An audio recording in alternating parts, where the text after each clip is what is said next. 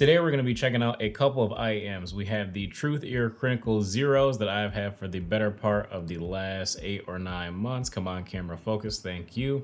And then we also have the TruthEar Crinacle Zero Reds, or this is more of like a V2 version of these IEMs. Maybe not a complete redo, but definitely an update. I won't necessarily say an upgrade because depending on what you're looking for from your IEMs, you may or may not want to consider the latest and greatest version of these headphones. And basically that's what we're going to be getting into today in this video, because I have extensively used the Zero V1s for the better part of the past 9 months, and I've also been testing out the Zero Reds for the past month, and I do have some interesting findings that you guys will definitely want to stick around here before you buy one or both of these headphones. In case I say headphones, just use the word IEM and headphone interchangeably, because as you guys can probably tell, I don't really love to use gaming headsets these days, just because they mess up my hair, obviously, and it's really annoying to have to like redo it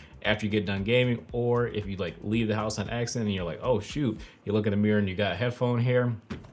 Yeah, I'm sure a lot of you guys can relate, but anyways, back to the IEM. So basically, let's talk about the unboxing first. So more or less, this is just like, the little sleeve that the IEMs come in. The box here. The unboxing experience between both of them is very similar, with just like one difference between the old version and new version, but here are just some extra filters for the IEMs themselves. And then you also have a bunch of these different ear tips that you can use. I like to use the second smallest ear tip. That's just my personal preference, but I find that the silicone ones definitely work the best for me. The memory foam is okay, like it's not my personal favorite, but I don't really like to use memory foam ear tips on anything, so that's just a personal bias. Then you also have this nice little IEM carrying case as well. It's like leatherette with some suede material on the inside, so that is definitely quite nice. Of course, you do get the cable that comes with the IEMs as well, and this is definitely one of the most comfortable IEM cables that I have used to date. I have some Moondrop Arias as well, but I really could not use those IEMs for long periods of time just because I hated the cable so much. So just keep that in mind. Like if the cable is not comfortable for you and you can't wear the headphones that you want to wear for a long period of time, probably not going to work out for you, and it's definitely not worth the pain. Just try something else. And then this is the impedance adapter that comes with the Zero Reds, and this does give you a little bit more mid-range and lower end clarity as well as a little bit more impact, but we're going to talk about this in a bit here. Talking about the Zero V1 for gaming, honestly, this one is probably the one that you should consider if you are looking to do some pro level gaming or just gaming at your absolute best potential. The best part about the TruthEar series is that they use a dual driver design, where you have one driver dedicated to giving you those clear, high and mid-range frequencies, and then you have another driver that is basically like a subwoofer for your ears that gives you much more deep and impactful bass response that not only sounds great, but it also feels great, if that makes sense. But obviously, when we're listening to hip-hop music or even rock music, you definitely want to have some impactful bass. It just makes your music listening experience and media consumption experience a lot more fun. And quite honestly, that's really what the Zero V1s do. Like, this is a very fun but also a very useful IEM, especially for the price. Like at just $50, and recently they've been on sale for like $42.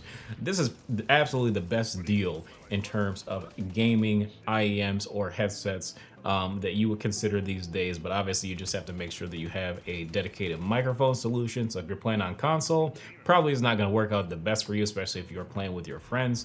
But if you are on PC, these are going to work great as long as you have your own dedicated microphone setup.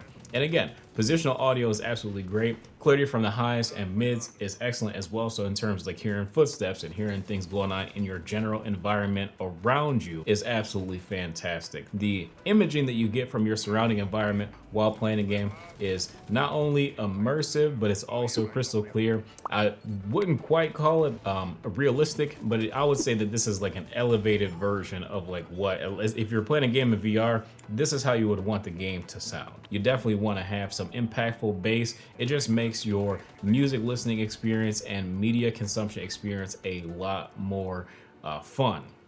And quite honestly, that's really what the Zero V1s do. Like, this is a very fun, but also a very useful IEM, especially for the price, like at just $50, and recently they've been on sale for like $42.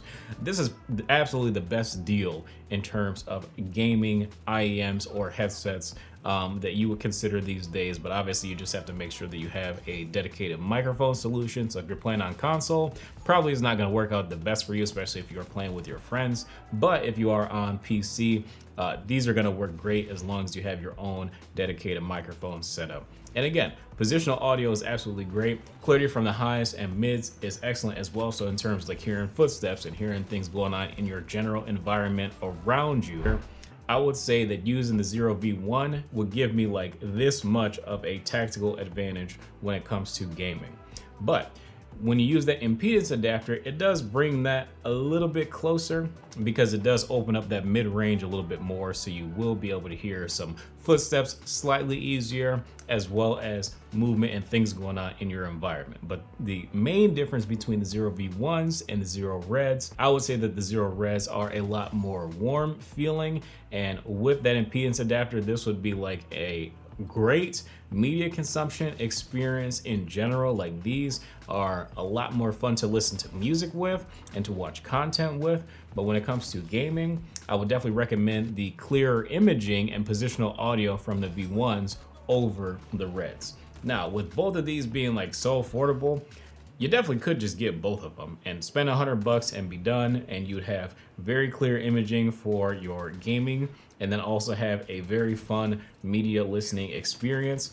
But with a little bit of EQ, you can make the 0V1 just a little bit more fun. All you have to do is just increase the low range just a little bit.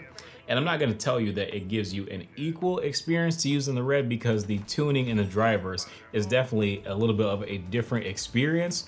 But if you're looking for a bit more fun from the V1 while still maintaining that accuracy, I would just find like a software EQ that you could do to just bump up the emotion from the 0V1, so it sounds a little bit less sterile, even though I would not use the word sterile as a whole to describe the 0V1.